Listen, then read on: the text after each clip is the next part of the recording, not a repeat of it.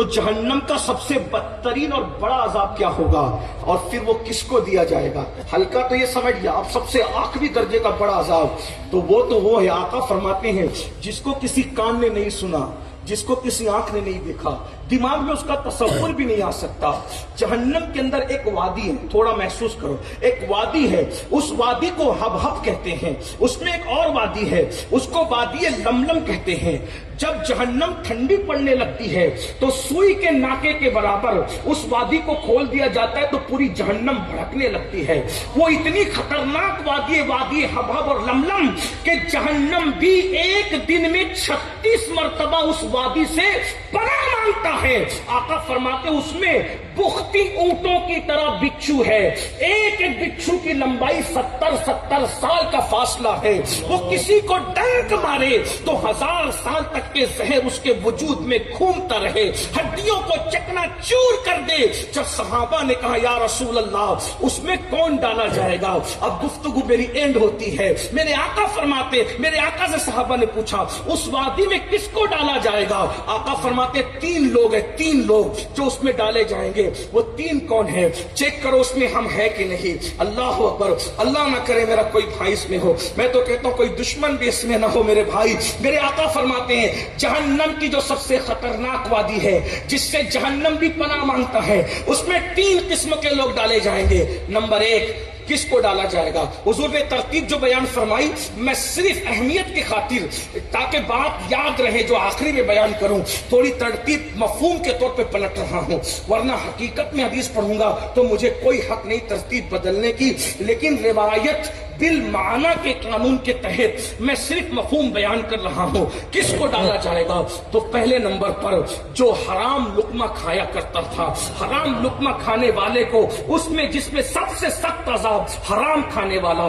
اب یہاں پر جلدی بات میں پوری کرنے کے لیے میں کسی ایک عنوان پہ گفتگو نہیں کروں گا، بہت ٹائم چاہیے اس کے لیے، اور مجھے احساس ہے کہ آپ سردی کے موسم میں بہت دیر سے بیٹھے ہیں، اور میری عادت ہمیشہ ہے اس سے پہلے کہ لوگ جزاک اللہ کہے میں وما علینا الا البلاغ پڑھنے کا قائل ہوں۔ ہاں میں جانتا ہوں کہ میرے بھائی نور اللہ شاہ صاحب نے فرمایا تجھے جب تک بولنا ہے کوئی پابندی نہیں ہے، لیکن میں اپنی لمٹ کو جانتا ہوں۔ غور فرمائیے، حرام کھانے والا جب ہلکا عذاب یہ ہے تو بھاری عذاب کیا ہوگا؟ آج ہمارا لقمہ حلال ہے، سنی بنے ہو جنت کے ٹھیکیدار، لقمہ حلال ہے، جھوٹ بول کے کمایا ہوا لقمہ حلال ہے، جوا کھیل کے کمایا ہوا لقمہ حلال ہے، لاٹری کھیل کے کمایا ہوا لقمہ حلال ہے۔ لوگوں کا غصب کر لیتے ہو، کھا جاتے ہو، ڈکار تک نہیں لیتے۔ جس کے پیٹ میں حرام لقمہ ہے اس کی 40 دن، ایک لقمہ حرام کا چلا جائے 40 دن تک نہ اس کی کا فرض قبول ہوتا ہے، نہ نفل قبول ہوتا ہے، نہ دعا قبول ہوتا ہے۔ لوگ کہتے ہیں آج ولی نظر نہیں آتے، ہاتھ میں تسبیح سب کے ہے، بغل میں مصلی سب کے ہے، زبان پہ قرآن سب کے ہیں، تہجد بھی پڑھ رہے ہیں، ذکر ہاں ہو کی آوازیں بھی آ رہی ہے، پھر ولی کیوں نہیں؟ اور میرے بھائیوں صرف ذکر سے اور تسبیح مصلی سے کوئی ولی نہیں بنتا جب تک کہ پیٹ میں حلال نہ آ جائے۔ چیک کرو نا حلال کتنا ہے۔ لوگ آج تو مسجد مدرسے کا بھی کھا جاتے ہیں، بیواؤں کا بھی کھا جاتے ہیں، لوگ تو آج تو ٹور کے نام پہ حج و عمرہ کا پیسہ بھی۔ کیا بے باک قوم ہے یہ؟ سوچو تو صحیح۔ ایک واقعہ مجھے یہاں یاد آیا، بابا فرید الدین گنج شکر، ہمارے آقا نعمت، ولایت کی دنیا میں سلسلہ چشتیہ میں بابا فرید جیسا کوئی نہیں، جو محبوب الہی کا بھی مخدوم ہو اور مخدوم کلیر کا بھی مخدوم۔ محبوب الہی کہتے میرے مرشد نے مجھے مرید کرنے سے پہلے جو شرطیں لگائی تھی اس میں سے ایک شرط یہ بھی تھی کہ بیٹا کبھی کسی سے قرضہ مت لینا تو میں تجھے چشتی سلسلے میں مرید کروں۔ اب بتائیے، قرضہ لینے سے منع کیا، کمال تقوی، ناجائز حرام نہیں ہے، کمال تقوی ہے۔ یہاں تو لے لے کر کے کھا کے ہڑپ کر کے بھول کے دادا کی نہیں کرتے، گنڈا کس کا کیا جو تمہارا تھی۔ آپ کو پتا ہے ہنسنے کی بات نہیں، ایک جنازہ آیا، اللہ کے رسول نے جنازے کے قریب جائے نماز پڑھانے کے لیے پھر پیچھے ہٹے۔ اس روایت کو فتاوی رضویہ میں امام اہل سنت نے بھی نقل کیا، کنز الاموال میں بھی موجود ہے۔ امام जलाल उद्दीन सुयूती ने भी इसको नकल फरमाया शरह सुदूर के अंदर, इब्ने हजर ने अज़्ज़वाजिर में भी नकल फरमाया। गौर कीजिएगा, अल्लाह आका नमाज पढ़ाने कैसे पीछे हटे। तो मैं तुम में से कोई नमाज पढ़ा दे, इसका जनाजा मैं नहीं पढ़ाऊंगा। सहाबा किराम ने इसकी हुजूर क्यों? फरमाया कि इस पे कर्जा बाकी है, और जिस पे कर्जा बाकी है मैं उसका जनाजा नहीं पढ़ाऊंगा। मौलाए कायनात मौजूद थे, अर्ज की हुजूर कितना है? तो कहा इतना। काका इतनी मुख्तसर सी रकम के लिए ये इतनी बड़ी सआदत से महरूम रहेगा। मैं आपसे वादा करता हूं कि इसका पूरा कर्जा मैं अपने सर लेता हूं और इसको कर्जे से मैं सुबुकदोश करता हूं। अब तो इसका जनाजा आप पढ़ा देंगे कि मेरे सर आ गया इसका कर्जा। फिर हुजूर ने तवज्जो करें, आज तो लोग कर्जा नहीं हराम का हड़प कर रहे हैं। बाबा फरीदुद्दीन गंजे शकर ने एक मर्तबा, आपकी गिज़ा बहुत मुख्तसर थी, क्या खाते थे पता है? गूलर समझते, उसमें उबाल के नमक डाल। आज ये जबान हमारी बेकाबू भी है। लज्जत अच्छे से अच्छे खाने की लज्जत कितनी है, नोक से लेके जड़ तक। बाकी जब हलक के नीचे लुकमा उतरा तो जो अंजाम बिरयानी का होगा वही अंजाम सूखे टुकड़ों का भी होगा। जो सूखे टुकड़ों का भी होगा वही बिरयानी का होगा। लज्जत सिर्फ इतनी सी है, इतनी सी चंद सेकंड की लज्जत के लिए अपने आप को इतने भयानक अंजाम में डालते हो। सूखा खा लो, रूखा खा लो, नहीं हैसियत है फाका कर लो। बाबा फरीदुद्दीन गंजे शकर गूलर नमक डाल करके उबाल करके खाते थे, और उबाल के देने वाली हस्ती सुल्तानुल मशाइख सरकार महबूब इलाही। एक दिन बाबा साहब ने नमाज पढ़ी, मजा नहीं आया नमाज, तो आपने बुलाया, कहा मोहम्मद अहमद, आपका नाम मोहम्मद था, अब्बा का नाम अहमद था, और वो भी बुखारी सादा, ये बुखारी सादात तो यहाँ है, लेकिन सरकार महबूब इलाही का और सादात बुखारी, इन लोगों का नसब इमाम नकी पर जाकर के मिलता है, और वो भी बुखारा के थे और ये भी बुखारा के। वो बुखारी सैयद मोहम्मद अहमद बदायूनी बुखारी। फरमाया मोहम्मद अहमद, आज मेरी नमाज में मजा नहीं आया। खाना किधर से आया था? देखो, वुजू चेक नहीं किया, गुस्ल चेक नहीं किया, नमाज में मजा नहीं आया तो क्या चेक कर रहे हैं? खाना। और हम लोग खाने को छोड़ के सब मामले में मुत्तकी बने हुए हैं। जो आ रहे आने दो। तकवा किधर है? जलसों में। तकवा किधर है? वलीमों में। तकवा किधर है? लोगों के मेहमान बन के जाने हो। अपने खाने को चेक करो। अगर ये कौम सिर्फ हलाल खाना शुरू कर दे, खुदा की इज्जत की कसम, जैसे उलमा के चेहरे देख रहे हो वैसे औलिया के चेहरे देखना नसीब होंगे। जब तक तुम्हारे अंदर हलाल था, वली तुम उलमा की तरह जियारत करते थे। अल्लाह अकबर। बाबा साहब ने फरमाया, लुकमा खाना किसने तैयार किया? अल मुख्तसर ये कि महबूब इलाही ने कहा, सरकार मैंने किया। कहा क्या गड़बड़ की? कहा हुजूर कुछ भी नहीं। कहा बताओ। तो फिर कहा हुजूर बात यह है कि खानका में नमक खत्म हो गया। खानका में नमक खत्म हो गया। हमने सोचा पहले ही आप कूलर उबाल कर खाते हो, अगर बगैर नमक के खिलाएंगे तो मजा नहीं आएगा। आपकी मोहब्बत में पड़ोसी से कर्जा लेकर नमक डाल दिया था। का इसी की नवूसत है कि तुमने पड़ोसी का नमक मेरे खाने में डाला, इसलिए अल्लाह ने इबादत की लज्जत को छीनी। पड़ोसी का कर्जा लिया हुआ नमक बाबा साहब के अंदर आए तो उनकी इबादत की लज्जत चली जाए।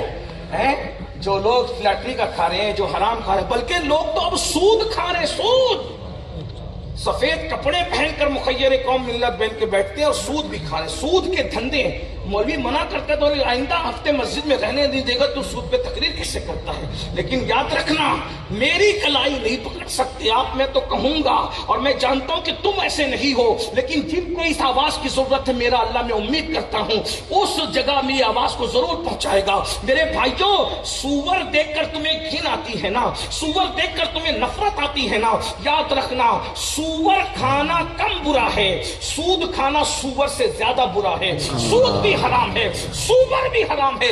और सूद पर जमीर का सौदा करने वालों, सूद के चक्कर में अपने नबी का दिल दुखाने वालों, हराम सूद को अपने पेट में भरकर जहन्नम की आग दहकाने वालों, तुम आर्टिफिशियल तौर पर 100 कार्ड मुत्तकी बनते हो सूअर से नफरत करके। बेशक नफरत होनी चाहिए सूअर से, मगर सुन लो, सूअर खाने से ज्यादा बुरा सूद खाना है, क्योंकि सूअर तो हराम है, लेकिन अल्लाह ने सूअर खाने वालों के लिए ऐलान जंग नहीं किया है। मगर जो सूद खाते हैं, अल्लाह ने कुरान में ऐलान किया कि सूद खाने वालों के लिए अल्लाह का भी ऐलान جنگ ہے اور رسول اللہ کا بھی اعلان جنگ ہے.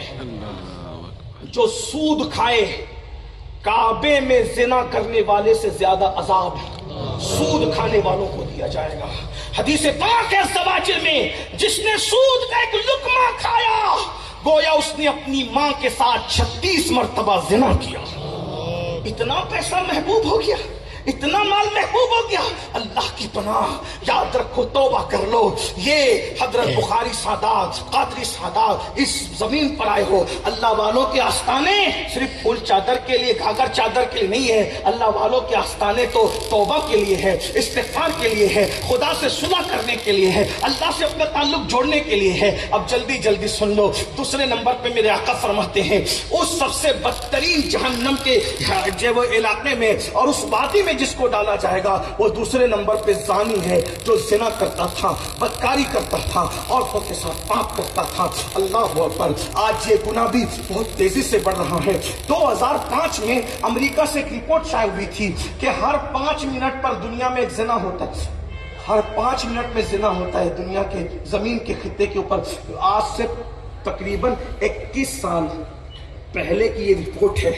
آج کیا زنا کا 16 17 سال کی عمر کے لڑکی اور لڑکیاں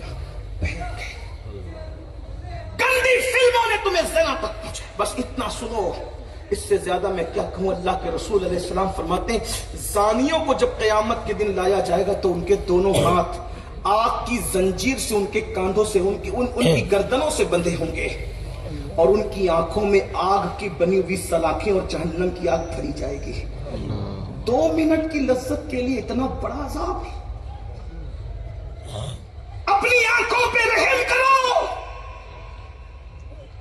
جو آنکھیں پیاس کے ننھے ذرات برداشت نہیں کر سکتی، جو آنکھیں لکڑیوں کا دھواں برداشت نہیں کر سکتی، دن کا چلا جائے تو آنکھیں روح پڑتی ہے. نیم کا ٹھنڈا سرما جو آنکھیں برداشت نہ کر سکے، وہ اس دنیا کی آگ سے 70 درجہ زیادہ بھڑکنے والی جہنم کی آگ جو پہاڑوں کو پگھال کے پانی کر دے، جب زنا کی وجہ سے ان آنکھوں میں جہنم کی آگ بھری جائے گی، کیا ہوگا؟ اپنے آپ پہ رحم کرو. اللہ ارشاد فرماتا ہے ان بطش ربک لشدید، تیرے رب کی پکڑ بڑی سخت ہے، توبہ کرو. اور اللہ کے رسول صلی اللہ علیہ وآلہ وسلم فرماتے ہیں، فقی ابو اللہ سمرقندی اپنی کتاب قرۃ العیون میں لکھتے ہیں کہ زانیوں کو قیامت کے دن جہنم کی آگ کا کرتا پہنایا جائے گا اور وہ آگ کا کرتا اگر کسی پہاڑ پہ رکھ دیا جائے تو پہاڑ جل کر کے کس طرح 5-6 فٹ کا یہ وجود برداشت کر سکے؟ نہیں برداشت. شادیاں جلدی کرو. زنا کیوں کرتے ہو؟